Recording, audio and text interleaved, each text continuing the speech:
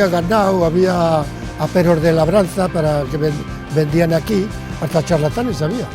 Pues venía mucha gente de fuera a traer ganado. Venían camiones y camiones de ganado siempre, igual de noche que decía.